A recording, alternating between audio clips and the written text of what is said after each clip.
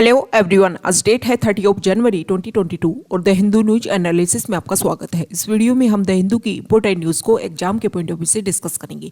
नीचे description box में Telegram channel Volcano IAS Academy का लिंक दिया हुआ है।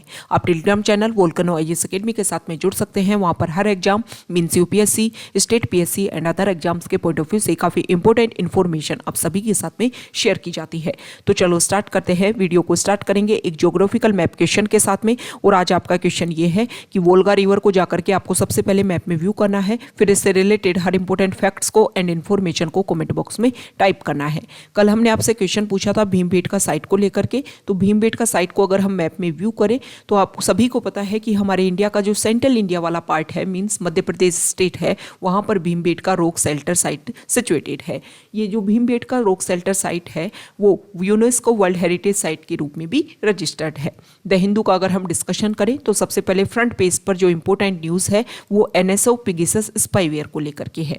हमें पता है कि इजराइल कंट्री में एक कंपनी है एनएसओ और उन्होंने ही इस पिगेसस स्पाईवेयर को बनाया था। बहुत सारी कंट्रीज ने अपनी सिक्योरिटी को मेंटेन करने के लिए इस स्पाईवेयर को बाय भी किया। हमारी इंडियन गवर्नमेंट के ऊपर भी आरोप लगे हैं कि उन्होंने इस पिगेसस स्पाईवेयर को यहाँ पर इंडिया में डिप्लॉय किया और हमारी जो एमिनेंट पर्सनैलिटीज़ हैं उनकी जो भी पर्सनल इन्फॉर्मेशन है उन सभी को रेज करने के लिए इस पेगासस स्पाईवेयर का यूज़ किया गया। अभी न्यूयॉर्क टाइम्स में एक रिपोर्ट पब्लिश हुई और इस रिपोर्ट में आरोप लगा है कि 2017 में जब इंडिया के पीएम इजराइल की विजिट पर गए थे और तब उनके बीच में एक डिफेंस एग्रीमेंट हुआ था। बहुत सारे वेपन्स को खरीदने के लिए एक डिफेंस एग्रीमेंट, एक डील होती है और उसी डील का एक इंपॉर्टेंट पार्ट था एनएसओ का पिगेसस स्पाईवेयर। अभी हमारा बजट सेशन स्टार्ट होने वाला है, तो ये जो पिगेसस स्पाईवेयर को लेकर के जो रिपोर्ट पब्लिश हुई है उसके बेसिस पर ये लगता है कि आने वाले टाइम में इसका शैडो देखने को मिलेगा हमारे बजट सेशन के ऊपर। नेक्स्ट इंपॉर्टेंट न्यूज़, हमारे इंडिया और इजराइल के जो रिलेशन है उनको 30 ईयर्स कंप्लीट हो गए हैं। 29 जनवरी 1992 में जब हमारे इंडिया के प्राइम मिनिस्टर थे पीवी नरसिम्हा राव, उनकी गवर्नमेंट के टाइम में इंडिया और इजराइल के जो डिप्लोमेटिक रिलेशन है वो स्टार्ट हुए। हमारे प्राइम मिनिस्टर ने प्रेजेंट टाइम में एक इंपॉर्टेंट बात बोली कि इंडिया और इजराइल के जो रिलेशन है वो एक ग्लोबल चेंज के लिए एक इंपॉर्टेंट टाइज है, इंपॉर्टेंट रोल प्ले कर सकते हैं ये दोनों के रिलेशन। इसके अलावा उन्होंने ये बोला कि अगर हम प्रेजेंट टाइम में देखें तो चैप्टर वाइज हमारी जो रिलेशन है पूरी दुनिया को देखने में, ग्लोबली लेवल पर देखने पे ये लगेगा कि इनके रिलेशन तो ओनली 30 ईयर्स कंप्लीट हुए हैं, लेकिन अगर हिस्टोरिकल बेसिस पर हम देखें तो हमारे जो रिलेशंस है वो कंट्रीज़ के जो हमारे रिलेशन है वो हिस्टोरिकल बेसिस पर काफ़ी ज़्यादा ओल्ड है। हमारे प्राइम मिनिस्टर ने बोला कि इमेमोरियल टाइम से ही ज्यूइश कम्युनिटी जो है वो हमारे इंडिया में रहती है और इस कम्युनिटी ने हमारे इंडिया में विदाउट एनी डिस्क्रिमिनेशन हमारे इंडिया की जो इकोनॉमिक ग्रोथ है उसको कंट्रीब्यूट करने में, फ्लोरिश करने में काफ़ी इंपॉर्टेंटली रोल प्ले किया है। Next important news, BSF and पाक रेंजर्स के बीच में लगभग 3 साल से डायलॉग मीन्स बातचीत बंद थी, वो दोबारा से ये जो डायलॉग है वो स्टार्ट हुई है। बीएसएफ बॉर्डर सिक्योरिटी फोर्स जो हमारे इंडिया की पाकिस्तान के साथ में लगती हुई बॉर्डर और बांग्लादेश के साथ में लगती हुई बॉर्डर दोनों को सिक्योर करने का काम करती है, और पाक रेंजर्स जो है वो ये पाकिस्तान आर्मी का वो पार्ट जो पाकिस्तान की बॉर्डर लगती है इंडिया के साथ में, उस बॉर्डर एरिया को सिक्योर करने का काम करता है। तो यहाँ पर डायलॉग स्टार्ट हुई। इंडिया ने अपनी साइड से बहुत सारी प्रॉब्लम्स को रेज किया। उन्होंने सबसे बड़ी बात ये बोली कि अभी प्रेजेंट टाइम में अगर हम देखें तो सबसे बड़ा इशू हमें देखने को मिल रहा है ड्रोन जिनको अनमैन्ड एरियल व्हीकल बोलते हैं। इसकी वजह से हमारे इंडिया में बहुत सारे आर्म्स एंड एम्यूनिशन जो है उनको ड्रॉप किया जा रहा है। सबसे बड़ा चैलेंज अगर हम बात करें बीएसएफ के लिए तो सबसे बिगेस्ट चैलेंज के रूप में ये जो अनमैन्ड एरियल व्हीकल है वो सबसे बड़ी समस्या के रूप में सामने आए हैं। तो आपको क्या करना है, उन्होंने डायलॉग में इस बात के ऊपर फोर्स किया, इसका बात के ऊपर ज़्यादा फोकस किया कि ये जो भी आप इन्फिल्ट्रेशन अटेम्प्ट्स करने की कोशिश की जा रही है पाकिस्तानी साइड से, जो रेगुलर रिकवर कर रहे हैं हम arms, ammunition and narcotics, international border, international boundary जो भी रूल्स एंड रेगुलेशंस हैं उनको आप वायलेट करने की कोशिश करते हो, इनके लिए आप अपने यहाँ पर कुछ रूल्स एंड रेगुलेशंस बनाइए ताकि जो भी ड्रोन ऑपरेशंस हैं उन सभी को हम दोनों मिल करके एक स्ट्रिक्टली इसको खत्म करने की कोशिश कर सके। अब यहाँ पर बात आई है अनमैन्ड एरियल व्हीकल की, तो इसके बारे में अगर हम बात करें तो जनरली इसको हम ड्रोन के नाम से जानते हैं, कॉमनली इसको ड्रोन वर्ड से इसको रिप्रेजेंट किया जाता है। ये एक तरीके का एक स्मॉल एयरक्राफ्ट होता होता है जो बिना किसी ह्यूमन पायलट, क्रू और पैसेंजर के थ्रू इसको एक तरीके से ट्रैवल किया जाता है। ओके, और इसमें स्मॉल जो चीज़ें हैं उनको डिप्लॉय करने की इसके थ्रू कोशिश की जाती है। Okay, UAV are a component of an unmanned aircraft system which include additionally a ground-based controller and a system of communication with the UAV।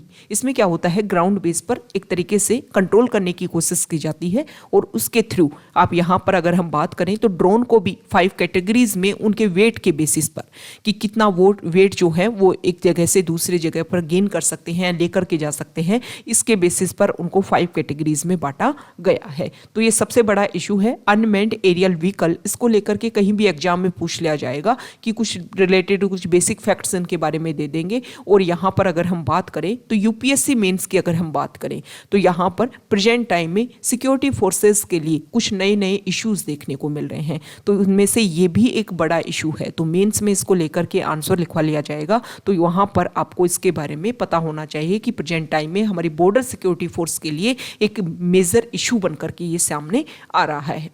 Next important news, यहाँ देखिए, ये जो पिक्चर है, इमेज जो है वो बीट द रिट्रीट सेरेमनी को लेकर के है। पेज नंबर 2 पर इसके बारे में शो किया गया है, अच्छे से न्यूज़ आई है इससे रिलेटेड।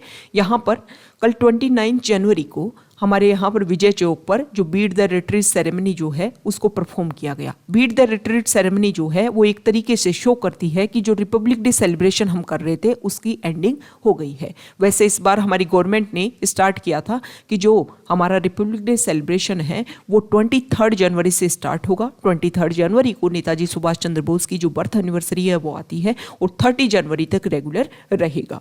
अब यहाँ पर बीट द रिट्रीट सेरेमनी की अगर हम बात करें तो इसमें क्या होता है, हमारे जो प्रेसिडेंट है वो यहाँ पर आते हैं विजय चौक पर। हमारी जो भी ट्राई सर्विसेज है उनके जो भी बैंड है वो कुछ इंपॉर्टेंट जो ट्यून्स हैं उनको प्ले करते हैं। उसके बाद में वो प्रेसिडेंट की तरफ आते हैं और फिर प्रेसिडेंट उनको वापस रिट्रीट करने के लिए बोलता है। ये सेरेमनी होती है और यहाँ पर जो भी हमारी ट्राई सर्विसेज के जो भी बैंड्स होते हैं उनके द्वारा इंपॉर्टेंट ट्यून्स यहाँ पर प्ले की जाती हैं। अब यहाँ पर कुछ चेंज देखने को मिला जिसकी वजह से बीट द रिट्रीट सेरेमनी काफ़ी ज़्यादा न्यूज़ में है। एक तो यहाँ पर 1000 ड्रोन को यूज़ किया गया और उनके बेसिस पर स्काई में कुछ स्पेशल डॉटेड को पॉइंट करके कुछ स्पेशल तरीके के कुछ इमेजेस बनाने की कोशिश की।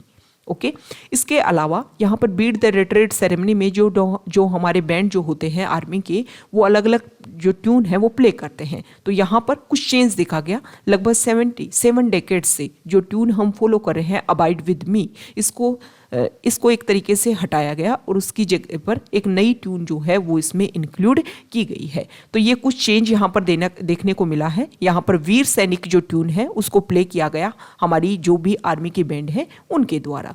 तो ये इंपॉर्टेंट है, ये आपको ध्यान में रखना है। ये जो चेंज है जिसकी वजह से बीट द रिट्रीट सेरेमनी जो है वो इंपॉर्टेंट हो जाती है।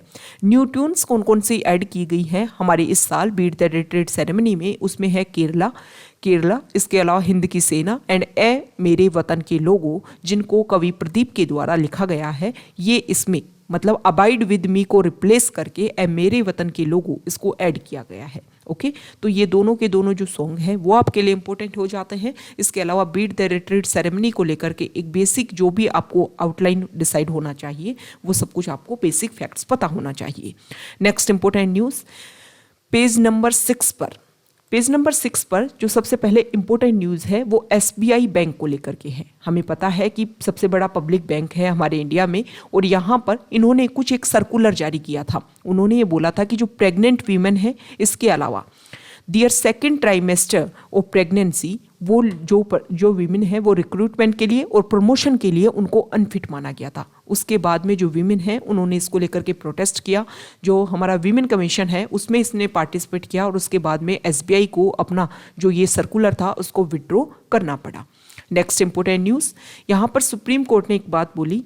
एक केस हुआ था यहाँ पर महाराष्ट्र में एक SDM ने, सब डिविजनल मजिस्ट्रेट ने, एक पर्सन है दीपक, उनको 2 ईयर का एक्सटेंडमेंट दे दिया था। इसके खिलाफ दीपक ने सबसे पहले यहाँ पर जो बॉम्बे हाई कोर्ट है उनमें इस ऑर्डर को एक तरीके से एड्रेस करवाने की कोशिश की, लेकिन बॉम्बे हाई कोर्ट ने रिफ्यूज कर दिया इसमें इंटरवीन करने के लिए। उसके बाद में वो अपेक्स कोर्ट जाते हैं और अब सुप्रीम कोर्ट ने ये बोला है कि आप किसी भी पर्सन को इतने लंबे टाइम के लिए, मतलब कुछ भी अगर आप ऑर्डर पास करते हो तो उसमें कुछ स्पेसिफिक पॉइंट्स होने चाहिए, स्पेसिफिक प्रोविजन के बेसिस पर आप उनको इस तरीके से डिपोर्ट कर सकते हो, एक्सटेंडमेंट कर सकते हो।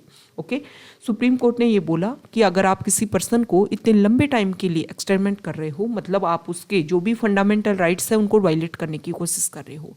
पर्सन के जो भी आर्टिकल 19 सब क्लॉज 1 मतलब फ्रीडम टू ट्रैवल है, बंदे को कहीं भी रहने की, घूमने की आज़ादी है, उसको आप एक तरीके से वायलेट डाइल्यूट करने की कोशिश कर रहे हो। तो जो भी उसके फंडामेंटल राइट्स हैं उन सभी को ध्यान में रख करके इस तरीके के जो भी ऑर्डर हैं वो पास किए जाने चाहिए। नेक्स्ट इंपोर्टेंट न्यूज़ यहाँ देखिए पेज नंबर 8 पर जो है वो अंडमान एंड निकोबार जो हमारे आइलैंड है वहाँ पर कुछ प्लांट की एक नई स्पीसीज बनी है, पैरासिटिक प्लांट। इसको निकोबार इको हॉटस्पॉट जो है वहाँ पर इसको फाउंड किया गया है। इसका जो नेम है वो आपके लिए इंपॉर्टेंट हो जाता है। कई बार क्या होता है कि ये नेम पूछ लिया जाता है कि किससे रिलेटेड है, किस स्पीसीज है, तो आपको पता होना चाहिए कि प्लांट स्पीसीज है। यहाँ पर the genus Septemeranthus grows on the plant species Horsfieldia glabra Blume Warb. Okay, parasitic flowering plant है, मतलब दूसरे प्लांट के ऊपर उग करके ये अपने आप को फ्लोरिश करता है, अपने आप को ग्रो कर रहा है। तो ये जो नेम है वो आपको पता होना चाहिए। नेक्स्ट इंपोर्टेंट न्यूज़, इंडिया और ओमान कंट्री के बीच में 10th मिलिट्री कॉरपोरेशन मीटिंग जो है वो स्टार्ट हुआ है। इसमें जो वहाँ के जो डिफेंस सेक्रेटरी जनरल जो है वो इंडिया की विजिट पर आए हैं, दोनों के बीच में डिस्कशन हुआ है। एक तरीके से अगर ये देखें तो हमारे दोनों के जो सिक्योरिटी कंसर्न है उन दोनों को मेंटेन करने में ये जो मीटिंग है वो काफ़ी इंपॉर्टेंट रोल प्ले करेगी। ये जो डिस्कशन है लगभग JMCC जो है उसमें इंपॉर्टेंट रोल प्ले करती है। एनुअली डिस्कशन होता है, लेकिन लास्ट 2018 में ये डिस्कशन हुआ था, उसके बाद में इनकी जो मीटिंग है वो रेगुलर नहीं हो पाई है। ओके, नेक्स्ट इंपॉर्टेंट न्यूज़ यहाँ देखिए पेज नंबर 9 पर। पेज नंबर 9 मतलब फॉरेन पेज पर जो इम्पोर्टेंट न्यूज़ है वो सबसे पहले हमारे इंडिया के बहुत सारे स्टूडेंट जो है मेडिकल एजुकेशन के लिए चाइना रहते हैं, लेकिन यहाँ पर हम देख रहे हैं कि जब से कोविड ये जो पेंडेमिक है वो स्टार्ट हुआ तब से हमारे इंडियन जो स्टूडेंट है वो हमारे इंडिया में ही है। लेकिन मेडिकल एजुकेशन आपको पता है कि प्रैक्टिकल एजुकेशन इसमें ज़्यादा होती है, तो जो भी स्टूडेंट्स हैं उनको वेट है कि कब वो चाइना जाएं और उनकी जो भी मेडिकल एजुकेशन, जो भी प्रैक्टिकल एजुकेशन है वो रेगुलर हो सके। यहाँ पर रशिया और यूक्रेन इशू को लेकर के है। यहाँ पर जो बाइडेन है उन्होंने कुछ ट्रूप्स को सेंड किया है ताकि यूक्रेन को एक तरीके से पुश देने की कोशिश की जाए, सपोर्ट देने की कोशिश की जाए। इंडिया के स्टैंड की अगर हम बात करें तो काफ़ी लंबे टाइम बाद में इंडिया ने इस स्टैंड पर अपनी बात रखी है। इंडिया ने ये बोला कि देखो, इंडिया जो है वो किसी को भी एक तरीके से, मतलब ना तो यूक्रेन के साथ में ना रशिया के साथ में, इंडिया तो ये चाहता है कि वॉर जैसे कोई भी इशू ना हो, जो भी सॉल्यूशन हो वो डिस्कशन के थ्रू सामने आए। यहाँ पर जो आर्टिकल है, यहाँ पर न्यूजीलैंड की एक प्रेग्नेंट जर्नलिस्ट जो है वो अफगानिस्तान में है और वो वापस जो लौटना चाहती है न्यूजीलैंड, क्योंकि वो प्रेग्नेंट है और डिलीवरी टाइम में उनका ये मानना है कि जो अफगानिस्तान है वहाँ पर, यहाँ अफगानिस्तान की अगर हम बात करें, because of the poor state of maternity care and lack of surgical capabilities, यहाँ पर डेथ सेंटेंस देने की बात है। अगर यहाँ पर pregnancy can be A death sentence in Afghanistan. Okay, ये इंपॉर्टेंट बात उन्होंने बोली है। तो उन्होंने न्यूजीलैंड में, आप सभी को पता है कि कोविड के टाइम में जो एक तरीके से उन्होंने जो भी केसेस की संख्या है उनको रोकने की कोशिश की है, उसी के बेसिस पर उनको यहाँ पर आने से रोका जा रहा है। लेकिन उन्होंने बोला कि जब मैंने तालिबान से इस तरीके के क्वेश्चन किए थे कि आप एक व्यूमेन को प्रोटेक्ट करने में किस तरीके से इंपॉर्टेंट रोल प्ले करेंगे, तो वही क्वेश्चंस मुझे आज न्यूजीलैंड से पूछने पड़ रहे हैं और मुझे एक तरीके से तालिबान से जो हेल्प मिल रही है और तालिबान जो मुझे सपोर्ट की ज़रूरत पड़ रही है, अगर न्यूजीलैंड सपोर्ट नहीं किया तो उन्होंने बोला है कि एक तरीके से उनको लाइफ थ्रेट देनी होगी, मतलब एक तरीके से उनकी लाइफ को थ्रेट दी जा रही है अगर न्यूजीलैंड उनको अवेल नहीं करता है कि वो वापस अपने कंट्री में वापस लौट सकती है। क्योंकि यहाँ पर अफगानिस्तान में आप सभी को पता है कि वहाँ पर काफ़ी ज़्यादा इशू चल रहे हैं, बेसिक इंफ्रास्ट्रक्चर की काफ़ी ज़्यादा कमी है, और कोई पर्सन जो किसी अदर कंट्री से बिलोंग करता है तो उसके जो भी राइट्स हैं वो सिक्योर होने की ज़रूरत है उस कंट्री के द्वारा। Next important news science piece पर। यहाँ पर जो सबसे इम्पोर्टेंट आर्टिकल है, फर्स्ट आर्टिकल है ओमिक्रॉन को लेकर के। ओमिक्रॉन के जब नए केसेस बढ़ रहे थे तो हम ये देखें कि डेल्टा वेरिएंट से भी ज़्यादा हाईली ट्रांसमिसेबल है ये ओमिक्रॉन न्यू वेरिएंट। लेकिन इसको लेकर के कुछ रिसर्च हुआ। यहाँ पर पहले ये बोला गया था कि ये जो वेरिएंट है इसमें जो भी पर्सन जो इससे इन्फेक्टेड होता है उसमें हायर वायरल लोड होता है, इसी की वजह से दूसरे जो पर्सन को ये बहुत जल्दी इफेक्ट कर रहा है। लेकिन रिसर्च में ये बात सामने आई है कि जो इसका फास्टर स्प्रेड हो रहा था ओमिक्रॉन का, वो इसके हायर वायरल लोड की वजह से नहीं था। नेक्स्ट इंपॉर्टेंट न्यूज़, यहाँ पर फ्रॉग को लेकर के, फ्रॉग की जो स्पीसीज हैं उनको लेकर के कुछ स्टडी हुई है। स्टडी की गई है IISC Indian institute of science Bengaluru के द्वारा and Indian institute of science education and research Pune के द्वारा। इन्होंने जो भी एनिमल बिहेवियर है उनको लेकर के एक स्टडी की। उसमें ये बोला कि जब भी अलग अलग जब भी सर्कमस्टेंसेज होती है उसकी वजह से ये अलग अलग जो आवाज़ें हैं, अलग अलग जो साउंड है वो प्रोड्यूस करते हैं, और उसकी वजह से जो इनकी स्पीसीज जो होती हैं वो उन सारी रिकॉर्ड को, उन सारी साउंड को रिकॉग्नाइज कर पाती हैं, और उनसे पता चलता है कि उनको किस टाइम कौन से सर्कमस्टेंसेज है। Next important news page number 11 पर। आज संडे है और एडिटोरियल की जगह FAQ पेज आता है। अब इस वीक हमारी कौन कौन सी जो न्यूज़ है वो इम्पोर्टेंट में रही। सब फर्स्ट जो न्यूज़ है, हमें पता है कि 25 जनवरी को जो हमारे पद्म अवार्ड्स हैं उनका अनाउंसमेंट किया गया। हर साल रिपब्लिक डे सेलिब्रेशन की ईव पर इनका अनाउंसमेंट होता है, और उसके बाद में हर साल मार्च अप्रैल में राष्ट्रपति भवन में एक सेरेमनी होती है, और उसमें यहाँ पर जितने भी लोग होते हैं उन सभी को ये अवार्ड्स दिए जाते हैं।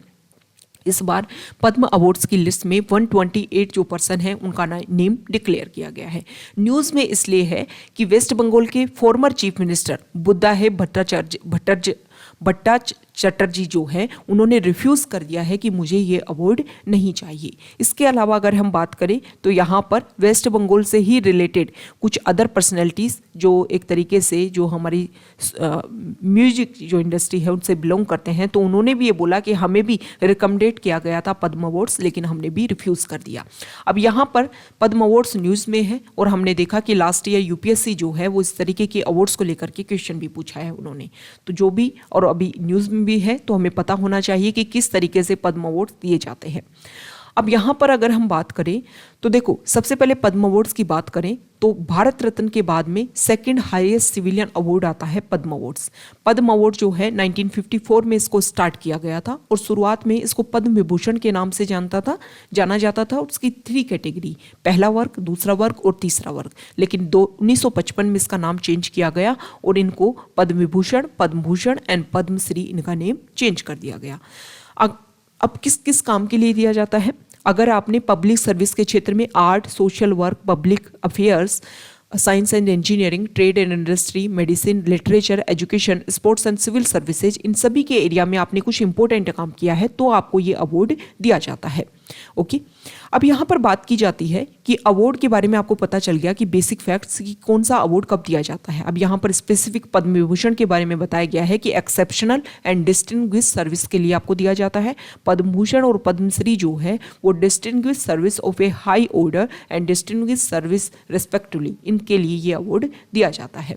अब सबसे बड़ी बात, कैसे डिसीजन होता है कि किनको ये अवार्ड दिया जाएगा? हर साल जो हमारी गवर्नमेंट है वो मई टू सितंबर के लिए अपने जो भी रिसोर्सेज है उनको ओपन करती है। उसमें अगर पर्सन चाहे तो खुद के लिए रिकमेंडेट कर सकता है, या फिर किसी दूसरे पर्सन के लिए, या फिर कोई ऑर्गेनाइजेशन के पर्सन का नेम है वहाँ पर रिकमेंडेट कर सकता है। उस पर्सन से रिलेटेड 800 वर्ड्स में वहाँ पर बेसिक चीज़ें लिखी जाती हैं कि उन्होंने किस किस क्षेत्र में क्या क्या काम किया है। उसके बाद में एक कमेटी बनती है। ये जो कमेटी है एवरी ईयर हमारे जो प्राइम मिनिस्टर हैं वो पद्म अवार्ड्स कमेटी को कंस्टिट्यूट करते हैं। इस कमेटी में कैबिनेट सेक्रेटरी इसको हेड करते हैं। इसके अलावा union home secretary to the president and 4 to 6 eminent person जो होते हैं वो इसके मेंबर होते हैं। ये जो एमिनेंट मेंबर होते हैं, जो भी नंबर हमें मिले, जिन्होंने भी अपना नाम रिकमेंडेट किया, उन सभी नेम को एक तरीके से रिव्यू करते हैं। रिव्यू करने के बाद में ये जो कमेटी है इस सारे नेम को हमारे प्राइम मिनिस्टर को देते हैं। प्राइम मिनिस्टर जो है लास्ट में प्रेसिडेंट को देता है। ठीक है, ये जो कमेटी है वो नाम को रिवील नहीं करती। ऐसा नहीं है कि इन पर्सन को हम इस बार पद्म अवार्ड देंगे। अब होता क्या है, 25 जनवरी को जब इनका नेम अनाउंस होता है, उससे पहले जो हमारा होम सेक्रेटरी जो होते हैं वो उन सारे पर्सन को कॉल करके बोलते हैं कि आपको ये अवार्ड दिया जाएगा। अगर उस टाइम ही कोई अपनी कंसेंट नहीं देता है या रिफ्यूज़ करता है अवार्ड लेने से तो लिस्ट में से उनका नेम हटा दिया जाता है। सेम इसी तरीके की इस पर बात हुई, एक सिंगर है वेस्ट बंगाल से संध्या, उन्होंने इस तरीके बोला कि उनको भी ये जो अवार्ड है वो दिया जा रहा था, लेकिन उन्होंने संध्या मुखोपाध्याय जो है वो कट लिस्ट है। इसके अलावा यहाँ पर पंडित अनिंद्य चटर्जी जो है एमिनेंट आर्टिस्ट हैं, उन्होंने बोला कि हमें अवार्ड दिया जा रहा था लेकिन हमने मना कर दिया, तो लिस्ट में उनका नेम नहीं था। अब यहाँ पर जो फॉर्मर चीफ मिनिस्टर है, ऐसा बोला जाता है कि उनकी वाइफ को कॉल किया गया, उनकी वाइफ ने एक्सेप्ट किया इस अवार्ड को, लेकिन अब ये जो फॉर्मर चीफ मिनिस्टर हैं वो बोलते हैं कि अगर मुझे पता होता है कि अवार्ड मुझे दिया जा रहा है तो मैं इस अवार्ड को कभी भी एक्सेप्ट नहीं करता, जिसकी वजह से ये जो अवार्ड है वो न्यूज़ में है। अब यहाँ पर ये बोला जाता है कि अगर कोई रिफ्यूज़ करता है तो उसका नेम नहीं होता है लिस्ट में, लेकिन बाद में कोई पर्सन अगर रिफ्यूज़ करता है तो उसको लेकर के यहाँ पर कोई भी कन्वेंशन नहीं है। अभी तो इस बारे में कोई भी कन्वेंशन नहीं है, लेकिन यहाँ पर ये बताया गया है, कुछ ऐसे एग्जाम्पल दे रखे हैं कि इससे पहले भी, जैसे कि इंदिरा गांधी जो हमारी प्राइम मिनिस्टर, उसके जो प्रिंसिपल सेक्रेटरी थे PN हक सर, उनको जब ऑफर किया गया पद्म विभूषण उनके रिटायरमेंट के बाद में, तब उन्होंने लिखा कि उनको ये अवार्ड नहीं चाहिए। उसके अलावा अगर हम बात करें तो देखो यहाँ पर 2000 में रामकृष्ण मिशन से बिलोंग करते थे स्वामी रंगनाथ नंद, उन्होंने भी इस अवार्ड को एक्सेप्ट करने से मना कर दिया। उन्होंने बोला कि मुझे इंडिविजुअली अवार्ड दिया जा रहा है, मेरे जो मिशन है, मेरा जो ऑर्गेनाइजेशन है, उसको ये अवार्ड नहीं दिया जा रहा है। हिस्टोरियन रोमिला थापर, उन्होंने भी इस अवार्ड को 2 बार रिजेक्ट किया है। उन्होंने ये बोला है कि देखो, मैंने जिस एरिया में काम किया उस एरिया में मुझे जो उस एरिया से रिलेटेड जो अवार्ड मिलेंगे मैं उन्हीं अवार्ड को एक्सेप्ट करूँगी। इसके अलावा अगर हम बात करें तो सितारा देवी, उन्होंने भी इस अवार्ड को रिजेक्ट किया। उन्होंने ये बोला कि देखो, जो मेरे जूनियर हैं उनको आप पहले और मुझसे हाईएस्ट अवार्ड दे रहे हो और मुझे ये अवार्ड जो है वो बाद में दिया जा रहा है, इसके बेसिस पर उन्होंने डिक्लाइन किया, रिफ्यूज़ किया। तो ऐसे एग्जाम्पल पहले भी देखे गए हैं और अभी भी ये अवार्ड अभी भी ये इस तरीके के एग्जाम्पल देखे जा रहे हैं। अब यहाँ पर अवार्ड में क्या दिया जाता है, एक तो सर्टिफिकेट दिया जाता है जिसमें प्रेसिडेंट के साइन होते हैं। इसके अलावा अगर हम बात करें तो एक मेडल दिया जाता है, जिसको भी जो भी मेडेलियन जो है वो a small replica of the medallion is also given to them which can be worn during any ceremonial और स्टेट फंक्शन के टाइम। ये जो भी मेडलिस्ट हैं वो इनको पहन सकते हैं, लेकिन इस अवार्ड को आप टाइटल के रूप में एज ए सफिक्स और एज ए प्रीफिक्स जो है, सफिक्स और प्रीफिक्स के रूप में अपने नेम के आगे पीछे नहीं लगा सकते हो। ओके, नेक्स्ट इंपॉर्टेंट न्यूज़ है रशिया यूक्रेन कॉन्फ्लिक्ट को लेकर के। यहाँ पर अगर हम देखें तो काफ़ी लंबे टाइम से फॉरेन पेज को अगर हम स्टडी करते हैं तो रेगुलर यहाँ पर यही न्यूज़ आ रही है। ओके, यूएस जो है वो रेगुलर सपोर्ट कर रहा है यूरोपियन कंट्रीज़ का साथ में लेकर के इस इशू को। यहाँ पर वैसे रशिया की तरफ से ये बात आई है कि देखो, वॉर के थ्रू नहीं, डिस्कशन के थ्रू हम इस प्रॉब्लम को सॉल्व करने की कोशिश करें। लेकिन सबसे पहले इशू इसलिए स्टार्ट हुआ था कि यहाँ पर जो रशिया है उन्होंने बॉर्डर एरियाज़ में यहाँ पर लगभग 1 लाख जो भी उनके पर्सनल हैं, जो भी उनकी आर्मी है, उनको यहाँ पर डिप्लॉय कर दिया था। उसके बाद में यूएस ने अदर कंट्रीज़ का साथ में लेकर के यूक्रेन को सपोर्ट करने की कोशिश की। इशू क्या है? इशू ये है कि 1990 में जब जर्मनी दोबारा से यूनिफिकेशन हुआ, उसके बाद में, उससे पहले जो नाटो ऑर्गेनाइजेशन लगभग 1948 में इसको बनाया गया था, जो कोल्ड वॉर इशू है उसको सोल्व करने के लिए। लेकिन जैसे ही जर्मनी का यूनिफिकेशन होता है, जो भी ये जो नाटो ऑर्गेनाइजेशन है उसको एक्सपेंड करना दोबारा से स्टार्ट कर देता है यूएस। अब इसको लेकर के रशिया को कन्फ्लिक्ट रहा। रशिया का ये मानना है कि 1991 में यूएसएसआर जो अभी रशिया है वो एक मेजर पार्ट था यूएसएसआर, जो एक पहली तरीके से, और यहाँ पर जो स्मॉल कंट्रीज़ हैं वो सभी जो है यूएसएसआर के पार्ट थी।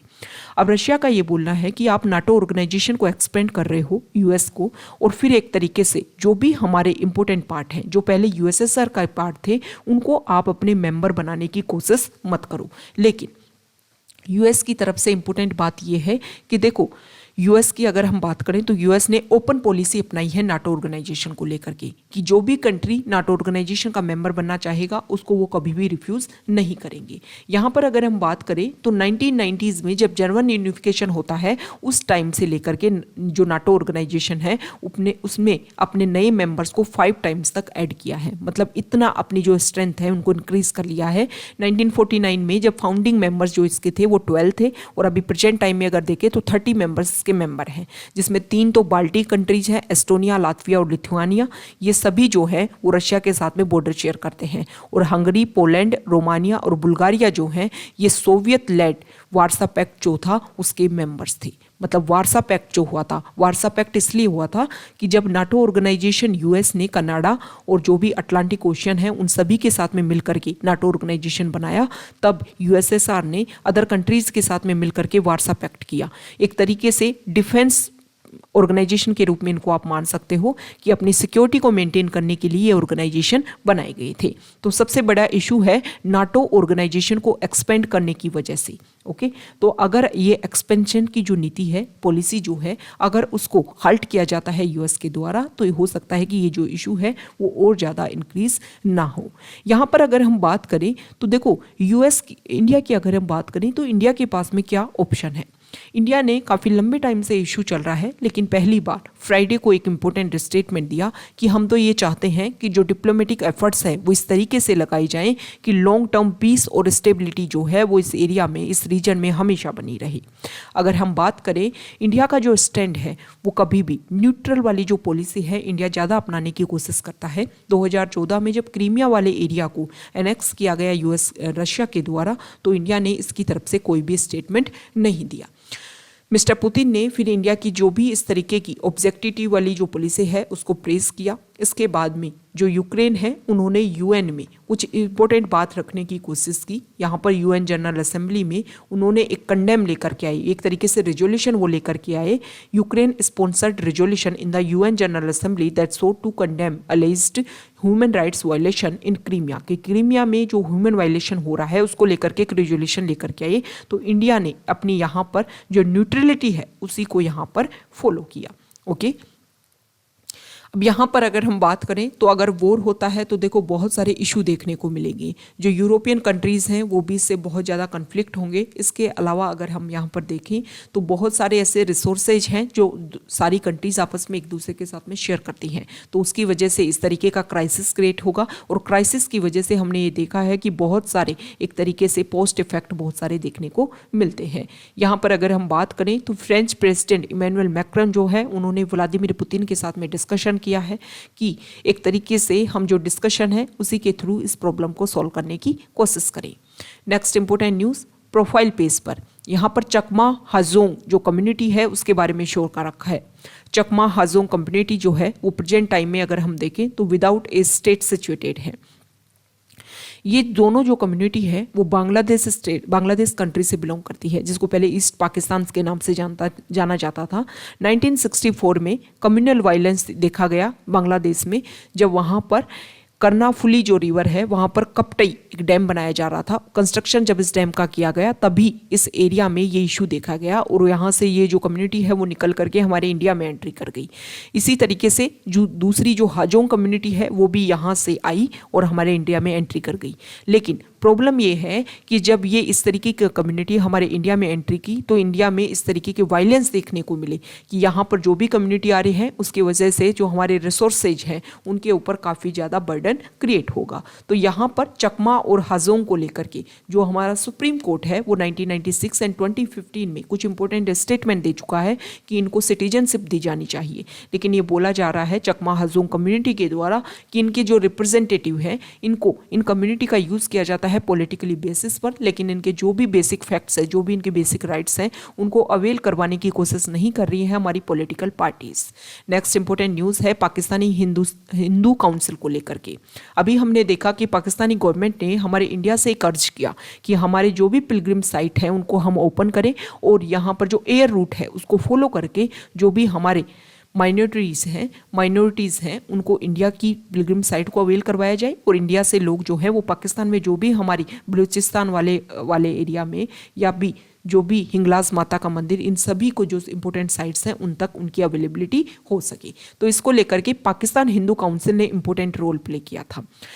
अगर हम बात करें तो माइनॉरिटीज़ अगर हम देखें तो जो पार्टिसिपेशन हुआ था उस टाइम पार्टीशन हुआ इंडिया और पाकिस्तान का, उस टाइम पाकिस्तान में 20% माइनॉरिटीज़ थी, लेकिन प्रेजेंट टाइम में देखें तो वहाँ पर माइनॉरिटीज़ की जो संख्या है वो काफ़ी ज़्यादा कम हुई है। यहाँ पर जो राइटर हैं यहाँ पर जो पाकिस्तानी हिंदूज काउंसिल के बारे में बताया गया है, तो ये जो पाकिस्तान हिंदू काउंसिल है उनको मिस्टर वंकवनी के द्वारा इसको चलाया गया है और वो एक तरीके से चाहते हैं कि जो इंडिया और पाकिस्तान के जो रिलेशंस हैं वो बेहतरीन हो सके। इसके अलावा अगर हम बात करें तो यहाँ पर वो माइनॉरिटीज़ की जो राइट्स हैं उनको सिक्योर करने की भी ये काउंसिल वहाँ पर कोशिश करती है। तो ये आज का हमारा द हिंदू न्यूज़पेपर का डिस्कशन था। अगर आप यहाँ तक आए हैं, वीडियो आपको अच्छा लगा है और वीडियो आपको अच्छा लगा है तो प्लीज़ वीडियो को लाइक कीजिए, आपके जितने भी ग्रुप्स हैं उन सभी में शेयर कीजिए और चैनल को सब्सक्राइब कीजिए। Okay, thank you.